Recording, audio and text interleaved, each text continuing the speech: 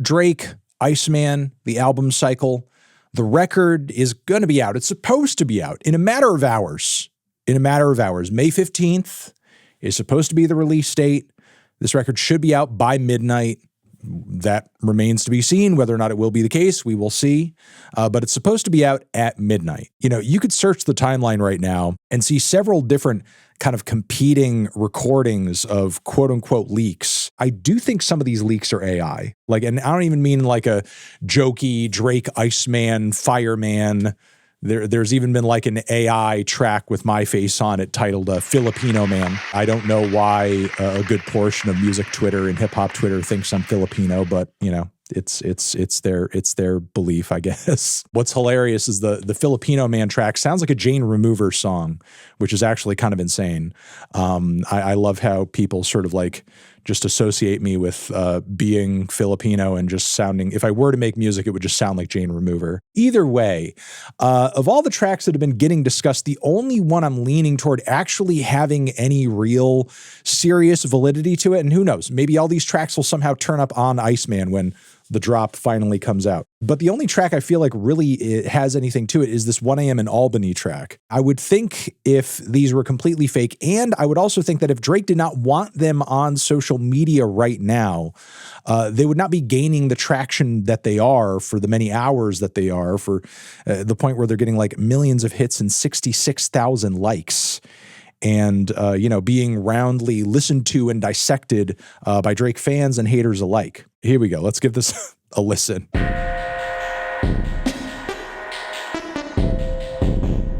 All right. But before we even really get into the bars, we have to say that at this point in 2026, and look, don't just hate it immediately. Don't just hate it immediately. But it is clear at this point, and you know, maybe there's going to be some new stuff on Iceman that will be blown away by. There's a possibility, but it's clear at this point when Drake needs now more than any other time in his career to drum up something that will actually generate excitement, that this man is truly short on ideas. We have heard this song 10, 20 times already. Like the basic mid-paced, slow to mid-paced trap beat, the sort of, you know, background pitch altered soul or R&B sample that's like, you know, a little muddled and it's a little, you know, kind of messed with a little bit. And Drake, essentially, he's going to come through with a lot of double entendres and a lot of grievance. It's just going to be nothing but grievance and probably not even a hook in sight. And, you know, while he has written a lot of great tracks, this, you know, time in location formula that he's known for at this point, it's his trademark. It's, you know, the kind of song that you expect to hear at least 2 of on every Drake album. I think at this point in his career, he needs something different, especially if something is going to kind of, you know, be dropped commercially or leaked ahead of time with, I think, at least a little bit of, you know, intent. Even if that goes unsaid, because how the hell else did this song surface on the internet, if not with, you know, the knowledge of it doing so from Drake's team, in my opinion. That's how I read it personally. I think he has been continually dropping music onto the internet in sort of a low-key way to kind of like test the waters to see what people are going to be liking and taking to and not. But again, with that being said, like we've heard this Drake song a million times already. Again, we're going to hear a lot of double entendres. We're going to hear a lot of what's currently on his mind. And I think given the current state of things, we already know what's going to be on this fucking man's mind. The ties, wins or not, the suitable bit, the square's drawing the line, we're at the root of it now. Again, it's cool double entendre stuff, but like as we get further into this, like no doubtedly this is going to be like, I'm so aggrieved, I'm so aggrieved, I'm so aggrieved, I'm so betrayed, I'm so in my head and I'm so in a mood over the fact that I lost this battle. He's the golden goose shaking things up at Lucian's house. He's still the number one guy in his own mind, but like he's also kind of throwing out these feelings that like I'll be damned if I'm losing it now. Like he still wants to delude himself into thinking he did not lose this beef, or that it's like still up in the air, or that we're like still litigating it. Like In 2026, we are not like actual normal people with functioning brains are not litigating the beef in 2026. They know who won. It was the guy who played the fucking Super Bowl. There's like no doubt. There's not a snowball's chance in hell that we are reopening discussions about who won the beef and who didn't, who lost and who didn't. It's not a question anymore.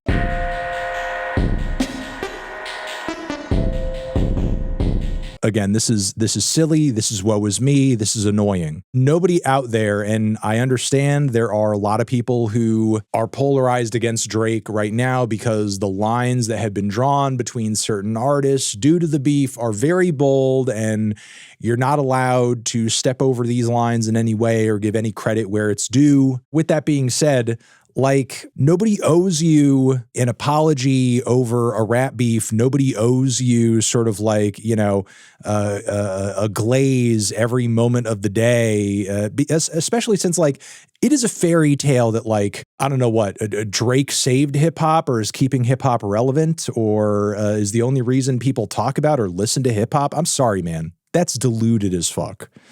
Like it's so sad and it's so just not reality. And this is obviously coming from a white guy. I don't know if I need to, you know, stress that and emphasize that, but like for real, like really for real, like, does anybody actually truly think outside of the most deluded Drake fans on the planet that like, you know, Drake basically not only is carrying the entirety of hip hop on his back, but also like what he was successful and made a ton of money, what out of the goodness of his heart, like he became a famous artist as a favor to every other rapper on the planet. That's fucking stupid.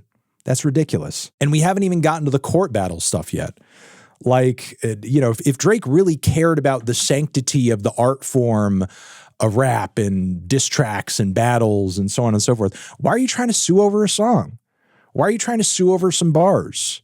Why are you trying to limit the creativity of other artists on their songs by trying to set a legal precedent which ties other artists down when they want to say certain things on a track? To me, that does not signal that you're doing anybody any favors, that you're out here surviving for anybody else other than yourself. And, you know, look, that's fine. Nobody says Drake has to be out here and be successful for the sake of anybody other than himself and those immediately on his team. Nobody's saying that. You know, you can be a lone wolf. I feel like in practice, oftentimes that's in fact what he actually is. But he wants to convince us for the sake of his own public image that it's the opposite. That like, you know, when it comes to music, he's like out here, I don't know, running a soup kitchen or something. like he makes songs and puts out albums for fucking charity. Like, no, he does not. That's not reality. That's not real. The who's grooming who line is fucking crazy. Is fucking crazy. Not because I think it's like particularly smart or anything like that. In fact, I would say like it's a smarter and more subtle rebuttal to, you know, the accusations and the way that Drake was being framed around the battle than what he said on The Heart Part 6 in totality. But like the unfortunate part about this statement, the unfortunate part about this line is like, man, this is 2 years later, dude. This is the shit that you think of in the shower after the fact when the argument has been done for like 2 days. Like 2 days ago, you're in the shower like, oh man, that's what I should have said. And it's like, okay, well, sure, maybe it's what you should have said, but like you can't just put it in a leak a couple years later and expect like your average person with a normal functioning brain to be like, whoa, whoa, whoa, no way, whoa, holy crap, wow. Come on, man. And that's kind of the thing. Like, even if Drake manages to drop like 6, 7 more like fire type rebuttals to, you know, some of the ways he was made fun of and teased during, you know, that whole back and forth, it's too late at this point. There's like no new information being provided by knowing that like you're still mad about this. In fact, all that it's saying that, and again, remind yourselves, it's been 2 fucking whole ass years. It's been 2 years. even if you are dropping good quality bars about this, all you're going to show is that it's still on your mind. Kendrick is still in your head, which if you wanted to move on past this and not have this sort of continuing to drag you down, that's the last thing you want people to be walking away from your music thinking. You don't want people to be thinking that it's still getting to you, but you're still writing these woe is me, blank time and blank location type tracks about it. Even the LeBron thing is cringe. I'm sorry that you got a tattoo of that man's face on your body and he liked the Kendrick songs better than your songs. But come on, man, this is all types of pitiful. The sad part is he's actually a talented creative rapper. It's just a weak and boring subject matter. No, it's true. Drake is actually talented and he does actually have great potential to drop hits, drop anthems, drop catchy tracks, but he's too hung up on this experience and this topic to move on. And he could still do it. He proved it with Nokia, which I love that track. That's a banger track. That's a wonderful, fun song. It maybe, a little too dated for some. Some people read it as corny or whatever, but it's just a broadly fun song that anybody can vibe to and get down to and dance to in the club. It's just a fun track to put on. But he's too overtaken by these, sort of woe is me feelings and obsession with the betrayals of those who are no longer around him anymore. And he can't see the potential in just continuing to drop catchy tracks now or the value in those who have still, for whatever reason, stuck with him still at this point to this day. The dude still has people around him, still has a team, but he can't stop thinking about those who are no longer around him instead. I think LeBron is acceptable.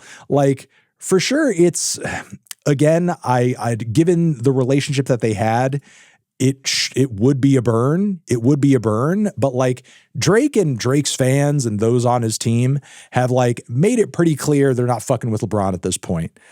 I don't think digging further into it with a leak or any more woe is me songs on this new album, which should be the mark of a new era, a new chapter for Drake, is going to add any more value to music fans, add any more value to his brand and the optics of the situation at this point. We get it. You don't like LeBron anymore. He switched sides, as it were. He liked the Kendrick songs. He was vibing to Not Like Us.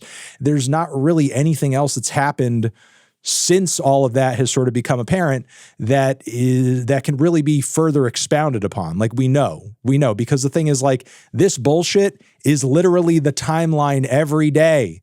It's literally the timeline every day. This song just feels like we're on Twitter right now. I mean, I'm literally listening to it on Twitter, but you know what I mean. It just feels like I'm listening to little jabs and bits and bobs that I see Drake fans tweeting all day.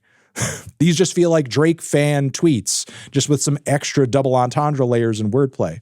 Does he expect us to feel bad for him? GNX was great and had little to do with him. Exactly. Kendrick was actually writing catchy bops and anthems on that record that had nothing to do with him. Drake is at this point, 2 years later, in his own music, proving to be more obsessed with this situation than Kendrick is.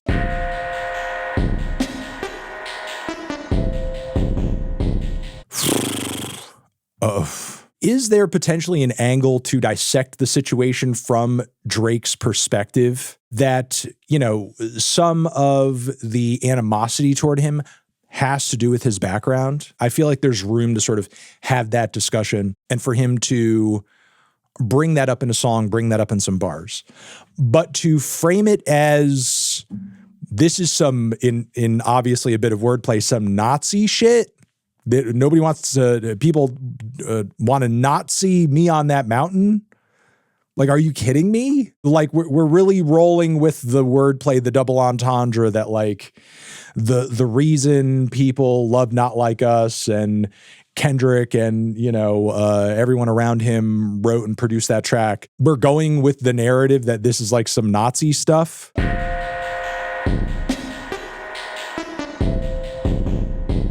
again, the LeBron thing is with 23andMe is unfortunate, but I feel like that was the longest string of time across the track where I actually liked a lot of the wordplay, and it didn't come across that whiny and annoying. Marvin ain't even a green Martian though. I could see where he's going with it. I don't dislike it. It's such an old and tired flow. No, I was saying this at the start of the stream. Like, this is basically like Drake's usual format, and I feel like it's a little bit of a sign that he's like out of ideas at this point, or when it comes to addressing issues that he's having in his life, in the industry at large, he doesn't really know any other way to unpack it other than this.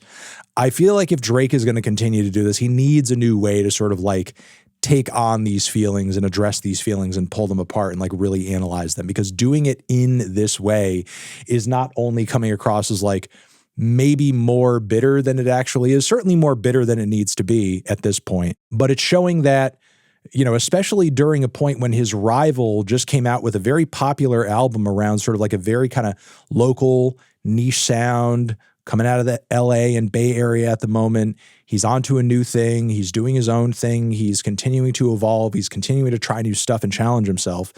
Meanwhile, Drake is here dropping the 12th, 15th song that sounds like this, you know? Like, how many more songs in the Drake catalog can he add to the pile like this and it's still going to work and it's still going to hit with your average music listener, not just the hardcore Drake fans that are, you know, going to try to pitifully break it down in like a Twitter space or something like that. I mean, he's making references to Rat Pack. I think he's on his way out. You didn't think the Dean Martin line was cute? I thought it was kind of cute. It has to be through bangers, instrumentals first, but I bet a whole bunch like Mustard and Metro. He's sending the heat. Yeah, he needs heat. No, it's true. I think it, you know, like, it's good news that allegedly for this new album cycle, like 40 is like really back behind him, and he's, you know, getting 40 back in the cut to do beats, do production, so on and so forth. But he really needs something. He really needs something with like some oomph. I was kind of reflecting on this in a way around like the new Chris Brown review, and sort of like thinking of how he continued to sort of like, you know, succeed and last through his career, even after sort of like, you know, the controversies around Rihanna and many other things in like the late 2000s, early 2010s. But like, the guy continued to drop hits. The guy continued to drop hits. And I feel like Drake has not been sort of doing that. I mean, again, we have Nokia. There were some moments on some sexy songs for you. And there's been this kind of prevailing narrative in the industry and on podcasts, which has been really ridiculous, where, you know, dudes will come out and be like, oh man, hip hop needs Drake. What's going on? I feel like, you know, the battle was bad because it took Drake away from us, and so on and so forth. Like, meanwhile, this guy has actually dropped like dozens of songs between the beef and now. Dozens of songs, including this like leak track too. Like, there's been dozens of songs and leaks and collaborations that have hit the internet since the beef, and it hasn't been taking off. It hasn't been taking off. And, you know, I feel like it speaks to the quality of the music, and two, I don't think Drake is as interested in having a broad appeal right now. I think he's more interested in sort of unpacking these grievances than he is sort of like, you know, trying to chart a path where he's actually continuing to appeal to casual listeners who are not ready and willing to sort of like fall and die on the sword for his ego. I thought of him as a pop artist. The Kendrick beef shocked me because I didn't know he was, you know, I didn't know he thought he was on Kendrick's level. A lot of people have seen him as a pop artist for a long time, and that's inherently not a bad thing. You know, I think it's cool, and I think it's healthy for genres to have very popular gateway type artists who sort of like, you know, in a mainstream casual sense, usher some new fans in who, you know, start maybe at the most surface level or most popular artists in that field, in that style. And, you know, many will just kind of stay there as music fans for a very long time or for the rest of their lives, and that's fine. But a lot of music fans continue to dig a little bit deeper and try out other stuff and get deeper into, you know, whatever culture is sort of like rooted in that style and rooted in that genre. And I feel like that's a cool thing. I feel like that's a healthy thing in general, even if, some of the music that kind of lands up there in the most mainstream pockets of, music consumption is a little mid or kind of boring or basic or underwhelming. But all genres have these sorts of artists, and they're not inherently a bad thing. I could have fallen back like the married rapper, but we engaged. I think he's like referring to J. Cole there. Is he referring to him as married as like obviously it connects to the engaged thing, but is that like a dig to him? Is it a dig for J. Cole to be married? I mean, I guess like it works for the context of the engaged bit, but like, is that supposed to be a negative thing for J. Cole to be married? Is that something that Drake feels some type of way about? Hold on. Drake talking about other people's insecurities is big fucking talk. Like, I'm sorry. There's a lot of people that talk about this track and talk about this era for Drake is like, I don't want to hear a guy who sued over a dissing or talking about this or talking about that.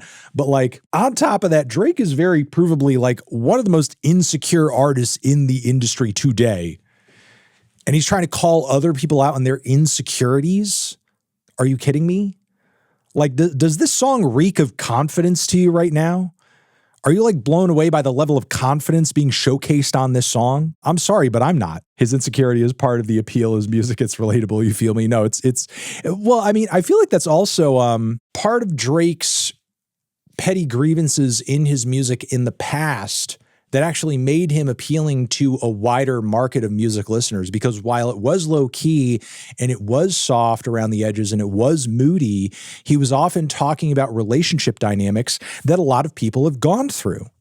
That a lot of people sort of were able to listen to Drake going through them and see themselves in that too. But unfortunately now, the only grievances Drake is talking about is like this high-level rap beef shit. Nobody has any fucking connection to this shit. The only way this could continue to be interesting and entertaining to the average person is if what Drake was doing here was lighting it up again, big time, in order to bring this back to sort of like a blood sport level to where people could then again get on both sides and be like, yeah, get him, say it, do it, yeah.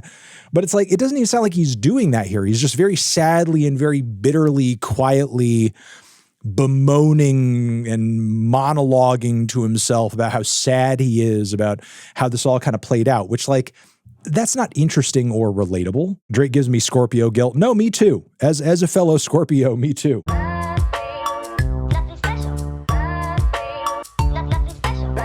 Okay. Again, I feel like I'm tired of the narrative, and I do not buy into the narrative that like, yeah, they only talk about Drake for attention and hits and views and so on and so forth. Like other artists are not allowed to mention Drake, or they're desperate for attention, but Drake is out here mentioning Esperanza Spalding. Like, I'm sorry, does Drake not mention people for attention? So not only am I tired of the narrative that like, yeah, they only talk about me for attention and they only talk about me for views. Like, if you were the guy who was like the #1 views maker and the #1 attention maker, then you would just be able to get that attention and those views for yourself, and your songs would be more popular than the people who are talking about you on their songs. Like, you would be the guy getting the traffic. You would be the guy having the #1 over Not Like Us, but that's not the case. Not Like Us was #1. Not The Heart Part 6. Not Family Matters. That was not the #1 song. That song was not played at the Super Bowl because that song wasn't the more popular song. Finally get a hit and then you run a bass? Okay, I'm sorry, but like acting as if The Beef and Not Like Us and everything else rolled up into it was like, yeah, he just bunted it a little bit. And then he slid to first base, and that's where he is right now. Like, are you kidding me? You've got to be on like a deep level of Delulu to really truly see it that way. Like we're talking like you never leave the house. Like this is you never leave the house type shit, and your only access, your only window to the outside world is the internet, and those immediately in your circle who you pay to be your yes men. He's had 2 years to think of this. And, let's maybe be a little charitable and say this is like an old track or something. Like, minimum, this song is like a year old. And still, if this is like what it took you to think up after a year of time, this is unfortunate. Too pussy like double date. That would be a cute line on another track. Again, some of the double entendres on this track are good. Almost have that kind of like peak Lil Wayne one-liner sense of humor to them. It's just unfortunate they're being packed into this very sort of tired, repetitive formula that he's been known to do for like over a decade now. And no newer, interesting thoughts are being brought to light in the midst of all of it. It's just, again, it's just more unfortunate grievances.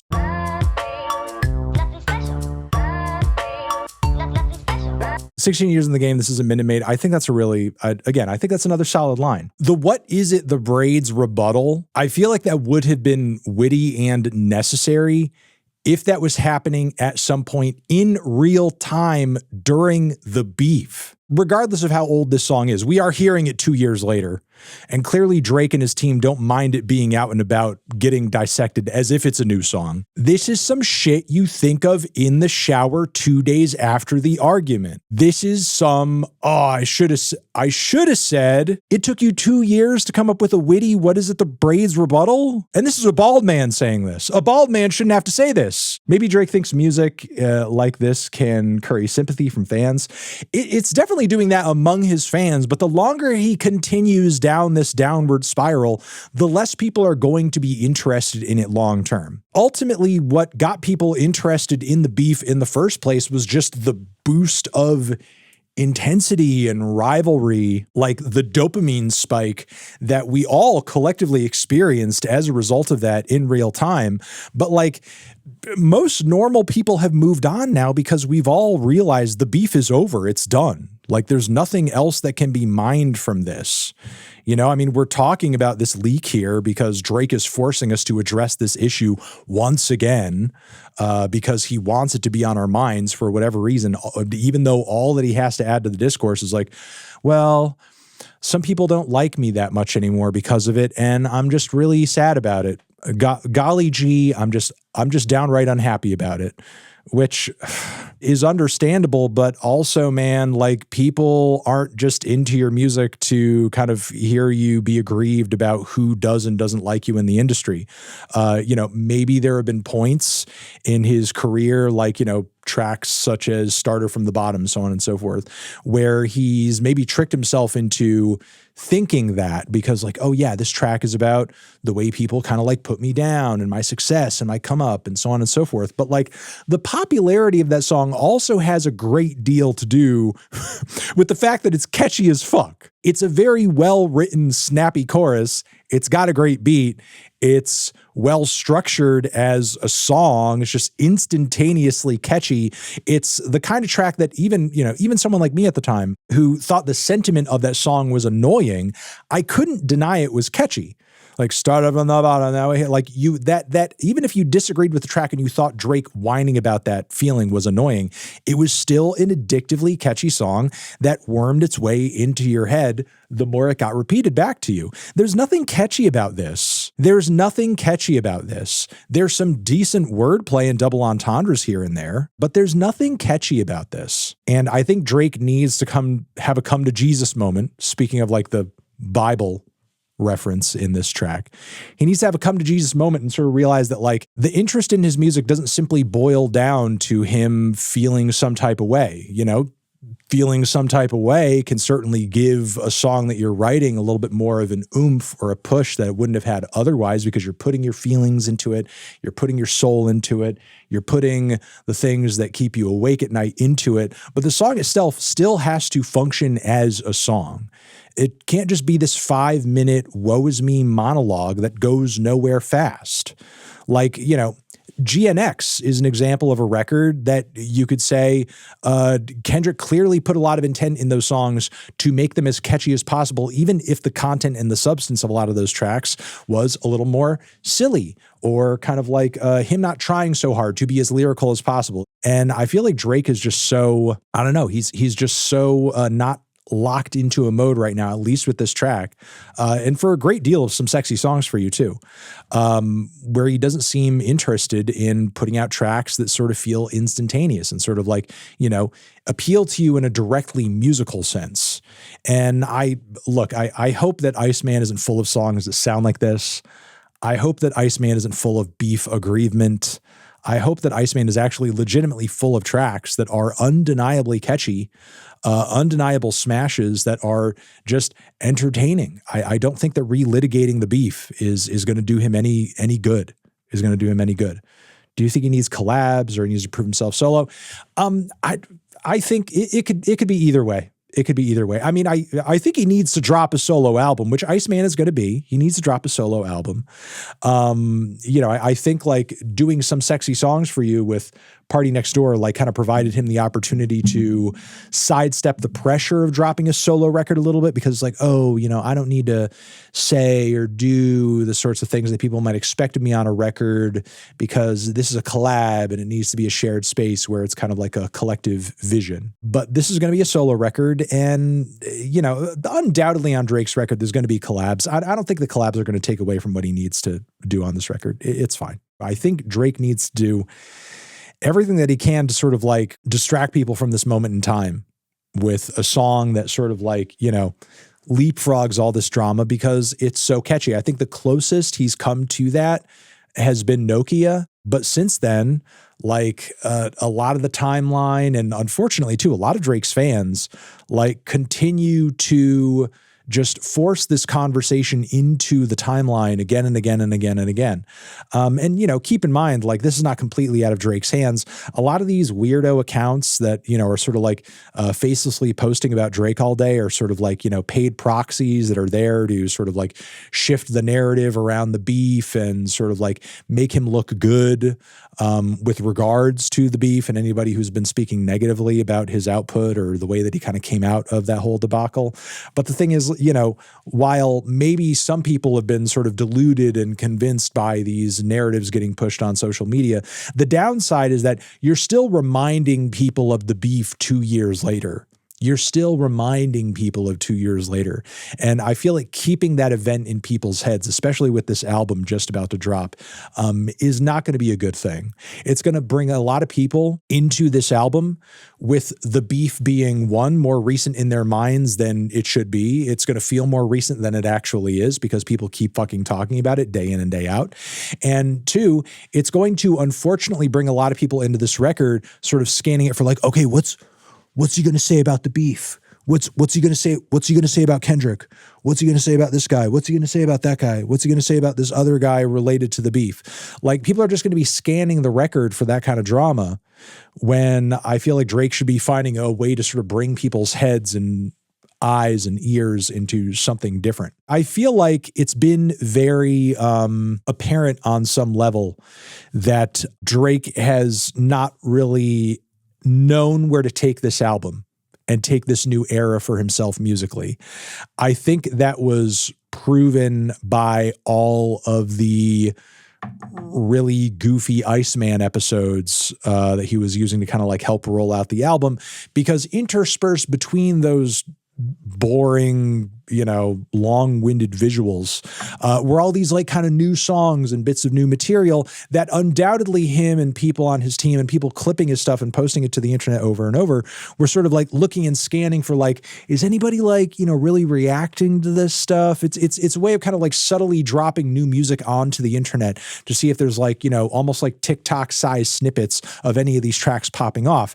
And I mean, I don't know if this is true for, any of y'all. I'm presuming it is, because I don't see a whole lot of discourse about it, and I know it's certainly true for me.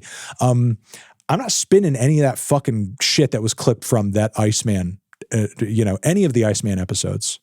I imagine there's nobody in chat here who was like, yeah, this one clip from Iceman episode 2 of this one random snippet of a song. I keep playing that like crazy.